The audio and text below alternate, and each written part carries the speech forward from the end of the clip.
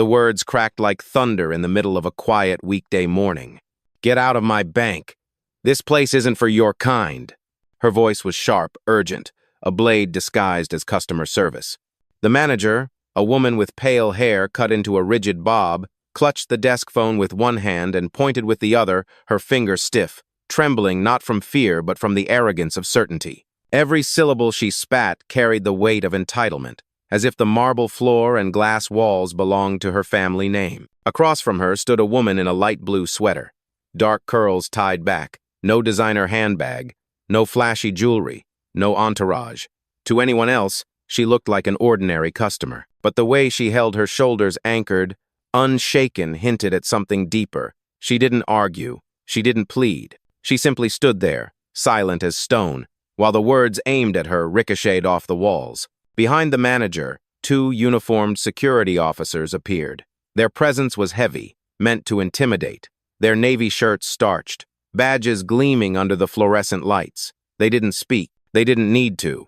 The posture of their crossed arms and squared jaws carried the message, "We're ready to drag you out if she says so." The crowd in the lobby shifted. An older man with silver hair clutched his folder tighter. A mother pulled her teenage daughter closer. Two tellers exchanged glances, but neither dared to speak.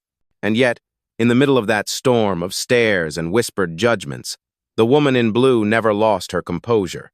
Her gaze was level, calm, unflinching, the still point in a chaotic room. The manager slammed the phone receiver against her shoulder, still barking into the line. "She's trespassing. Send backup now. We have an intruder." But an intruder doesn't carry an account portfolio worth more than the branch itself. An intruder doesn't step onto marble tiles she paid for. And an intruder doesn't look this steady when the system is trying to erase her existence. Before we continue, where are you watching from? Drop your city or country in the comments below. And if you believe in dignity and justice, hit like and subscribe. These stories spark change. And we're glad you're here. Now, back to her. Her silence was not weakness. It was strategy. She had heard those words before, though spoken by different mouths in different rooms. At 22, it was a loan officer telling her she didn't qualify, even though her collateral outshone the men who walked in behind her. At 31, it was a landlord who doubted she could afford the property she was about to buy. And now, here, in the very heart of a bank she controlled, it was a manager screaming for her removal as if her presence were contamination. One of the guards stepped forward. Boots struck the tile with a dull, deliberate thud. His shadow stretched across the lobby floor until it touched the tips of her shoes. The manager's finger followed the movement, still aimed at the woman in blue, trembling now with fury more than authority. "She doesn't belong here," she yelled again. But the silence that followed belonged to someone else entirely. The marble lobby of Summit First Bank was designed to impress. Tall glass panes funneled daylight into a polished floor that seemed to glow from underneath. To most clients, the space whispered exclusivity, velvet rope banking, tailored suits, whispered conversations. But to her, it was just another room, another test. She hadn't walked in with a briefcase or an entourage, just a slim folder tucked under one arm, and the quiet confidence of someone who had built empires without needing to dress like one. A light blue sweater, dark jeans, clean shoes. Simple, deliberate, the kind of outfit that made gatekeepers underestimate her every single time. She knew how it worked. She had lived it. At 23, she remembered walking into a loan office with paperwork for her first property. Her hands shook as she handed over a down payment that outmatched every requirement. But the officer never looked at the numbers. He looked at her skin, her clothes, her age. He stamped her application high risk before she could even finish speaking. That memory didn't crush her. It carved her. Now, years later, she was standing in a bank she technically owned through layers of acquisitions and board votes, but the echoes were the same. Different building, different faces, same doubt. A teller had initially shown her to the private client lounge without hesitation. No questions, no resistance, just the usual courtesy. But courtesy can evaporate in an instant, especially when power decides you don't look the part. The moment the manager spotted her, the temperature in the room shifted. Behind the desk, the manager still clutched the phone, her voice clipped and sharp. "She's not a client. I need immediate support." The crowd was watching now, some in silence, some whispering. A teenager in a hoodie tapped his phone as if debating whether to record. A junior banker at the far desk glanced between his screen and the confrontation, jaw tight but hands frozen. And through it all, the woman in blue stood tall, unblinking. She didn't flash credentials. She didn't raise her voice. She simply existed, calm, resolute, deliberate in a space that wanted her erased. The folder under her arm contained authorization for a transfer that would dwarf the branch's quarterly numbers. She could have led with that, could have demanded respect with a single signature. But power revealed too early is power wasted. Instead, she let the moment breathe, let the arrogance play itself out. A thought flickered across her mind, an echo from Atlanta 10 years earlier. Another lobby, another manager, same accusation. You don't belong here. She remembered the sting of it, but more than that, she remembered what followed. The long nights drafting a plan that would eventually swallow that very hotel chain whole. Pain had always been her fuel, prejudice her compass. Now, with the weight of the room pressing in, she drew a slow breath. Her silence wasn't surrender. It was evidence. Every insult, every order to remove her, every sideways glance, it was all being written into the air like testimony. She didn't need to argue. The room itself was building her case. The security guard's boots clicked closer across the floor. The manager's voice rose another octave, demanding action. The crowd shifted again. The moment was teetering. And she, still calm, still anchored, knew exactly what was coming next. The hush of the lobby cracked again, not from the manager this time, but from a man in a slate-gray suit who had been lounging near the espresso bar. He carried himself with the casual arrogance of someone who had always been told yes. "Don't waste our time, sweetheart," he sneered, stepping closer. "People like you clog the system. There's a pawn shop 2 blocks down. Try your luck there."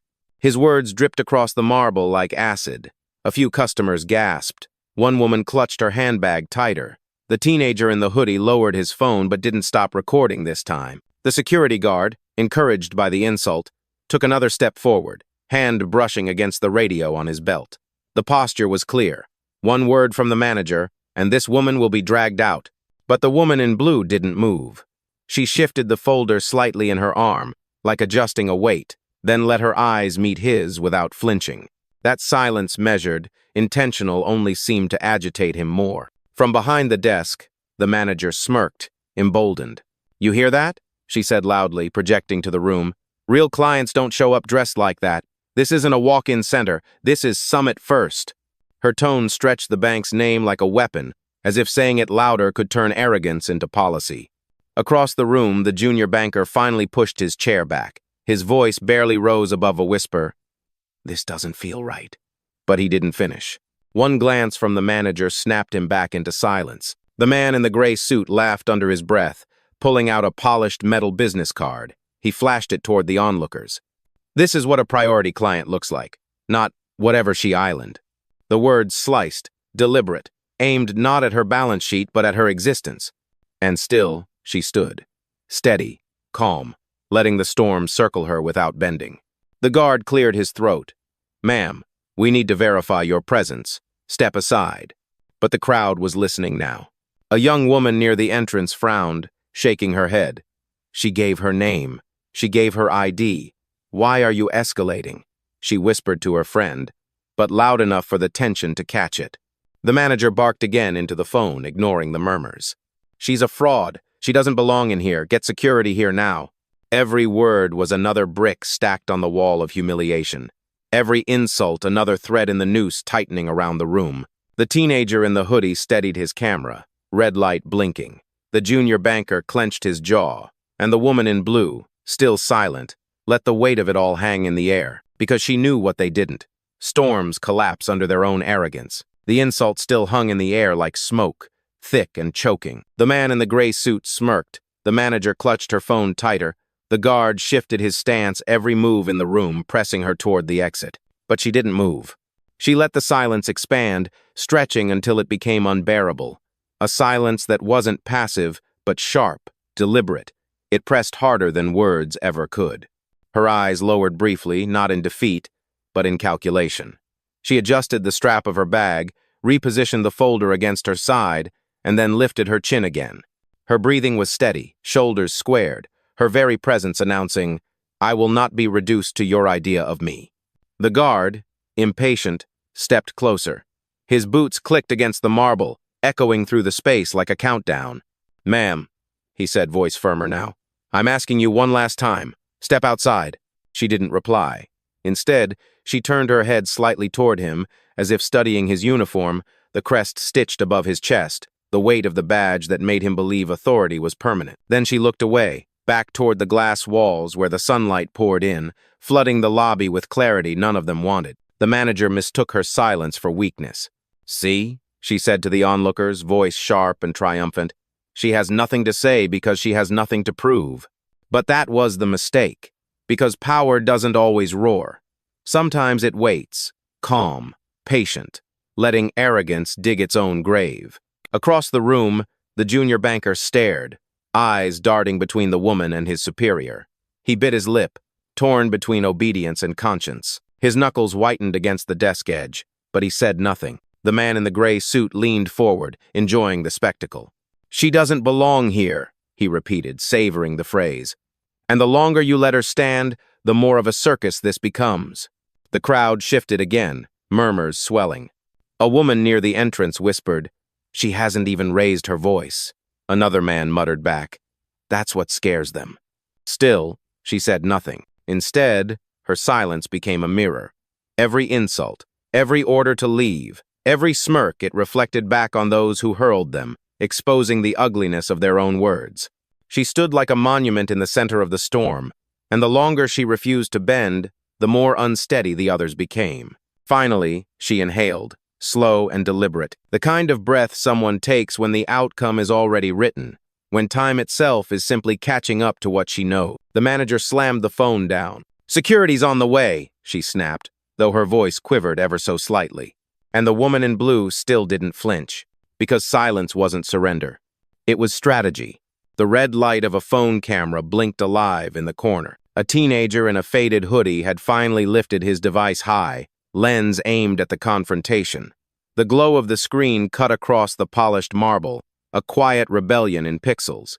The manager snapped her head toward him. "Put that away," she barked. But he didn't. His hand trembled.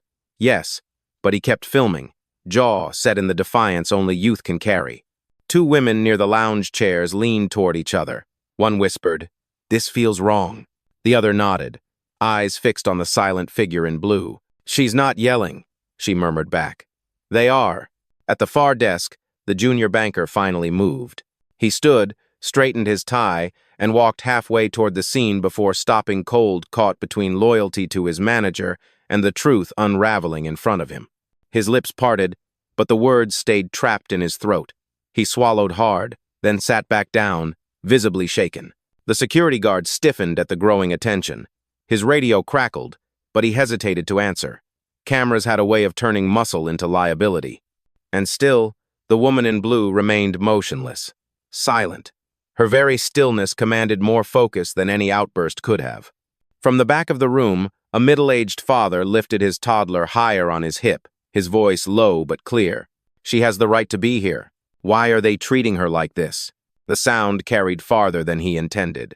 Several heads turned, murmurs rippled.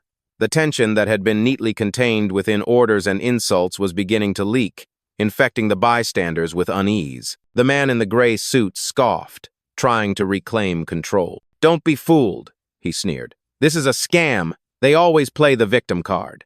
But the crowd wasn't entirely convinced anymore. Too many eyes had seen the calm, the silence, the dignity in the center of the storm. And dignity speaks louder than volume. The teenager's phone trembled in his hand, recording every second. He whispered to himself, "People need to see this."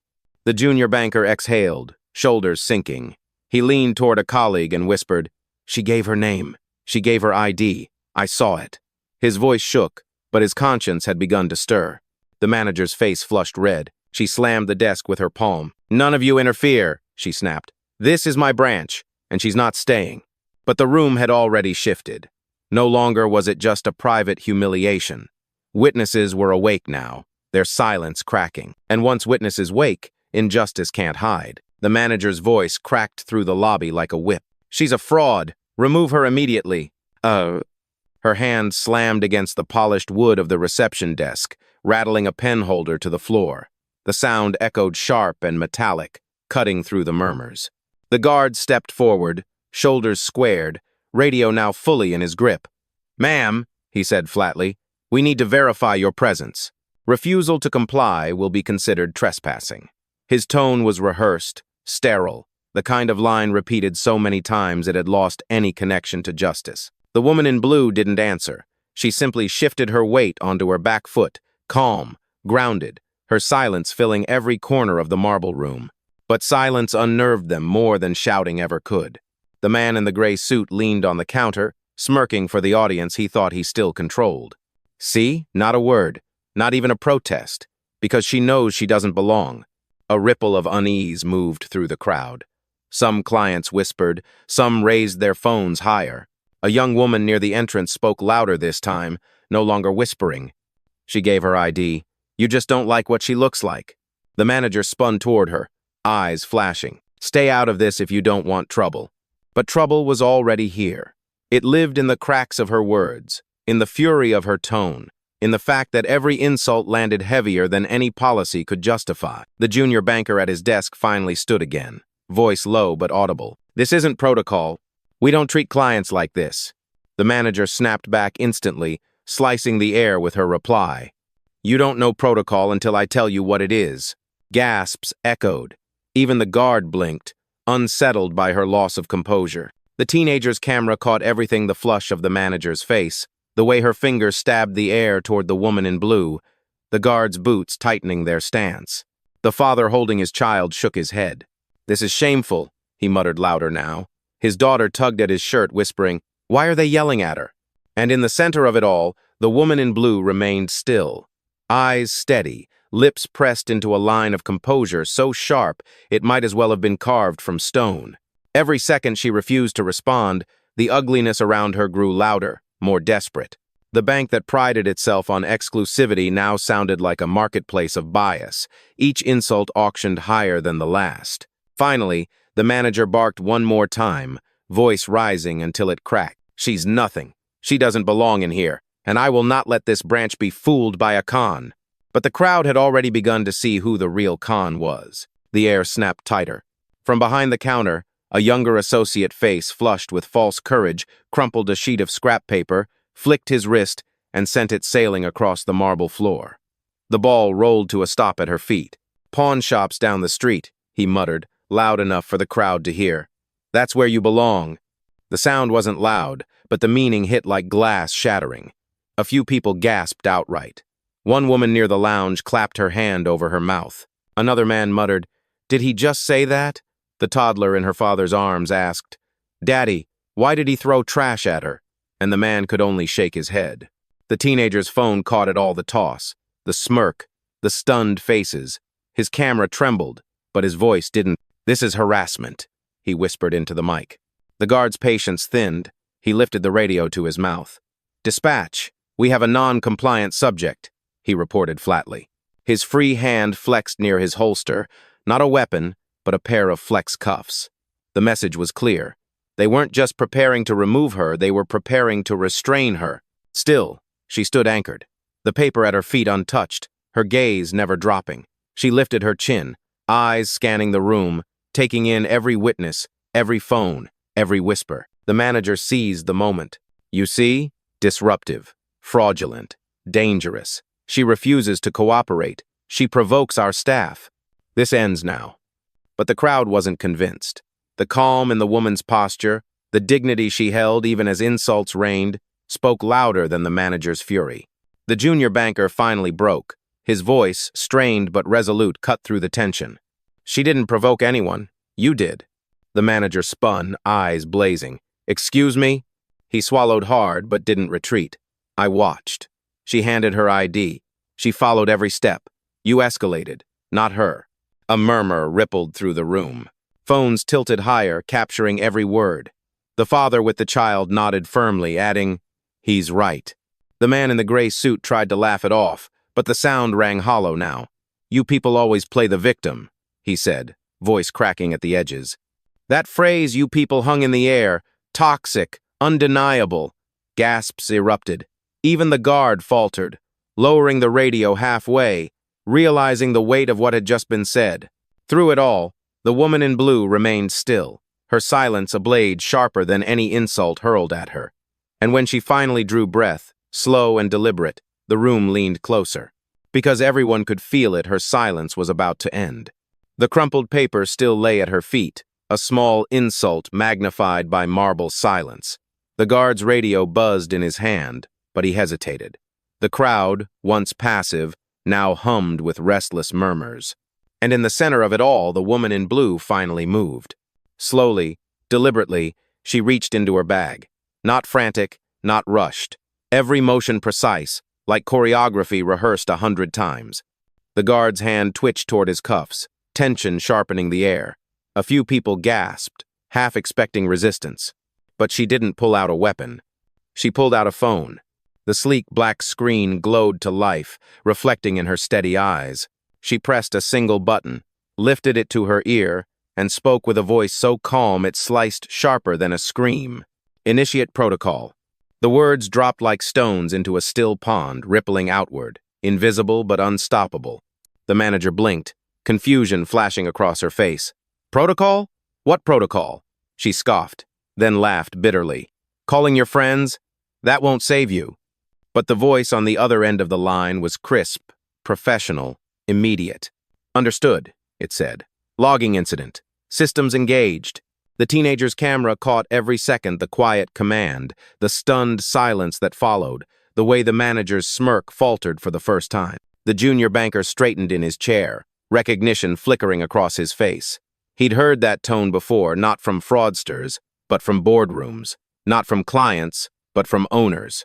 The guard shifted uneasily, lowering his radio half an inch. His eyes darted between the calm woman and the crowd now filming from multiple angles. The balance of the room was shifting, and he felt it in his bones. The manager tried to recover, her voice louder, desperate. Don't be fooled. She's bluffing. This is nothing. But her words rang hollow against the composure standing across from her. Because composure doesn't bluff. Composure prepares. The father with the toddler leaned toward his neighbor, whispering, "Did you hear that?" She didn't argue. She triggered something. The neighbor nodded, eyes locked on the woman in blue. She's not scared, she's waiting. The man in the gray suit sneered, though his bravado cracked. A phone call doesn't change who you are. You don't belong here. Not now, not ever. But the crowd wasn't listening to him anymore. Their attention had shifted. Phones hovered higher, recording every breath, every word. The center of power had begun to move, and it wasn't in the manager's hands anymore. The woman in blue lowered the phone, her face unreadable, carved from quiet certainty. She didn't smile. She didn't gloat. She simply let the silence close again, heavy, suffocating, loaded with the weight of what was coming. Because storms don't announce themselves. They just arrive. The manager's laughter came sharp, brittle, like glass under too much pressure. Protocol? Don't make me laugh. You don't even belong in this building. But her bravado was cracking. The crowd wasn't buying it. Too many phones were raised. Too many eyes had seen who stayed calm and who lost control. The woman in blue didn't rush. She let the silence hang, taut as wire. Then, slowly, she stepped forward just one pace, enough to claim the space that had been denied her. When she spoke, her voice wasn't loud. It didn't need to be. You just called the owner of this bank, not your kind. The words sliced through the room like lightning. The guard froze mid-step. The man in the gray suit's smirk evaporated. The junior banker's eyes widened, jaw slack. For a heartbeat, the lobby was silent, as if the very walls needed time to process what they'd heard. Then came the ripple gasps, murmurs, disbelief blooming into realization. The manager blinked, face draining of color. "Owner?" she stammered. "You're lying. This is ridiculous." But the voice still on the phone disagreed. It echoed crisply into the air, amplified just enough for those closest to hear. Verification complete. Board-level clearance confirmed. Incident logged under CEO authority. The teenager's phone caught it all, her calm declaration, the panic that rippled across the staff, the shock settling on every bystander's face. Within minutes, the clip would spread, but in that moment, it was enough that everyone in the lobby knew. The junior banker stepped forward, trembling but resolute. "She's telling the truth," he said, voice shaking. "I've seen her name in the internal system. She's She's the CEO. The father with the toddler nodded, voice rising. And you just tried to throw her out of her own bank. The crowd's energy shifted instantly from unease to outrage, from whispers to voices cutting through the air. The manager staggered back, shaking her head, words spilling fast and hollow. No, this isn't possible. She walked in here like a customer, like a person. The woman in blue finished for her, steady, unwavering. That's all I ever was. But that was never enough for you, was it? Phones tilted higher. The guard stepped back, radio lowering to his side. Even the man in the gray suit had gone pale, retreating a half step as if the weight of the moment pressed against his chest. The woman in blue let her words hang, her presence filling the marble room in a way no decor ever could. I didn't need to raise my voice. I didn't need to shout. I simply needed to remind you whose ground you're standing on. And with that, the storm shifted completely. The silence cracked first in the eyes of the staff. The junior banker's voice still hung in the air. She's the CEO. Every employee who had sneered, doubted, or stayed silent now stood frozen, as if the marble floor beneath them had vanished. The manager's lips parted, but no words came. The authority she had wielded moments earlier slipped through her fingers like water. She glanced at the guard for support, but even he had stepped back, his radio lowered, his posture shrinking. The man in the gray suit tried to laugh, but the sound collapsed into a cough. He looked around for approval, for validation, but found only cameras aimed at him, recording the smirk that had just died on his face. His bravado curdled into embarrassment. And then the crowd broke. Clapping, gasps, voices rising in waves of recognition. "She's the CEO!" someone shouted. "They tried to kick her out of her own bank," another added. Phones lifted higher, not just one or two, but nearly every customer in the lobby. Screens glowed, lenses captured every trembling detail. The manager's pale face, the guard's hesitation, the composure of the woman in blue. The teenager in the hoodie whispered into his mic, his voice steady now. "You're watching this live." They called her not your kind. Turns out she owns the whole place.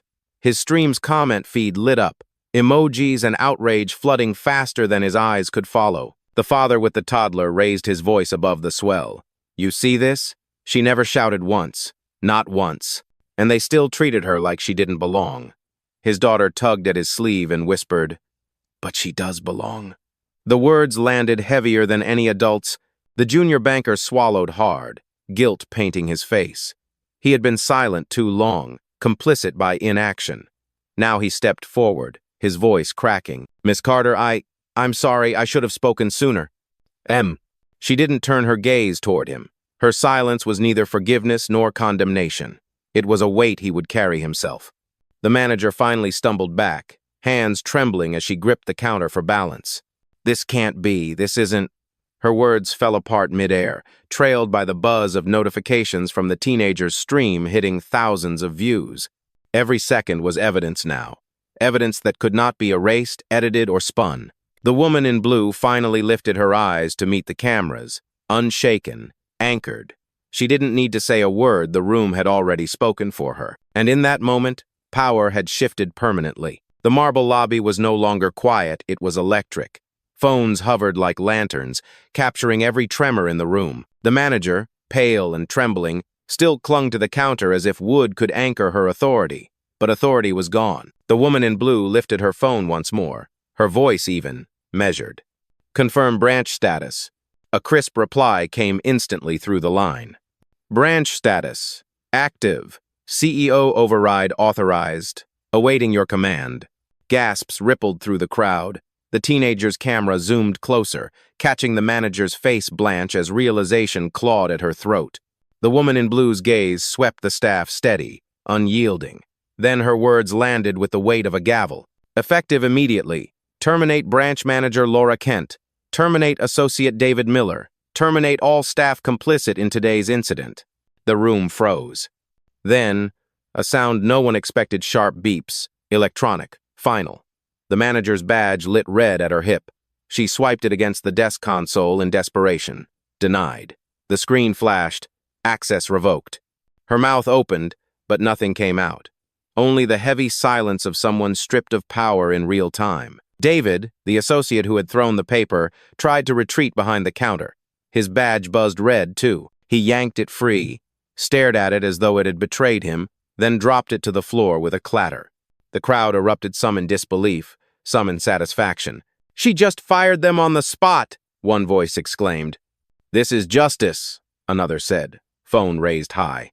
The guard glanced at his badge, panic flashing across his face, but his remained green. The woman in blue turned her gaze on him, steady but merciful. "You were doing your job. Step back. Do better." He exhaled shakily, lowered his radio, and stepped away, shame painted across his face. The junior banker, trembling, whispered, "She can really do that."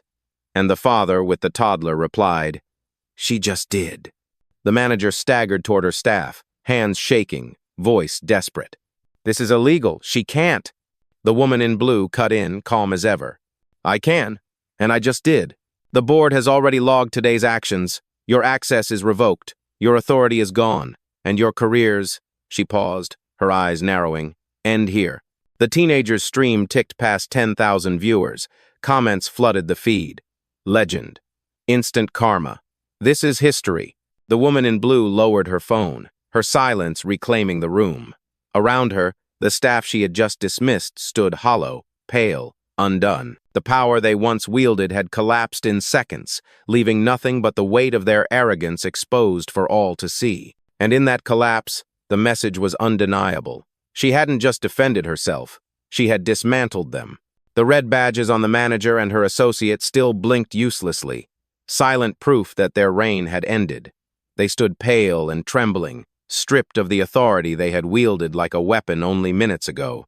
Around them, the crowd leaned forward, not in fear, but in awe. The woman in blue now no longer just a client in their eyes, but the power she always was lifted her gaze to meet the sea of witnesses. She didn't shout, she didn't raise her arms, she simply spoke. "You called me not your kind, in a bank I own." The words cut clean, a blade honed by years of restraint. Silence crashed down after them, heavy, final. No one dared breathe. Her eyes swept the room, steady as steel. "That's your last mistake." Phones shook in the hands that held them. The teenager in the hoodie whispered into his mic, "Did you hear that?" She ended them with one sentence. His feed exploded in emojis and disbelief, comments scrolling faster than he could blink. The father with the toddler nodded slowly, his voice breaking the silence. "That's real power. No shouting, no violence, just truth." A woman near the entrance whispered, "I'll never forget this." Her phone, still recording, captured not just the CEO's words, but the ripple of respect that followed. Even the guard, now standing off to the side, bowed his head slightly. He had been ready to enforce humiliation, but now he was a witness to dignity. The junior banker, eyes wide with shame and relief, murmured, "She changed everything in 10 minutes." The dismissed manager tried once more, her voice a whisper, hollow, You can't do this." But the answer had already been delivered. Not just in revoked badges, not just in locked systems, but in the shift of the entire room. No one believed her anymore. No one stood with her. The woman in blue closed her phone, slid it into her bag, and turned toward the glass doors. Her stride was measured, unhurried, as though the marble floor itself recognized who it was carrying. Behind her, voices rose not in insult, but in applause. It began with one, then another, until the lobby filled with the sound of hands colliding, a rhythm of justice. The teenager's stream captured the final image, the CEO walking away, calm, unbroken, while the staff who tried to erase her stood dismantled in the ruins of their own arrogance. And over that footage, his caption burned across the screen. "This is what happens when silence meets power."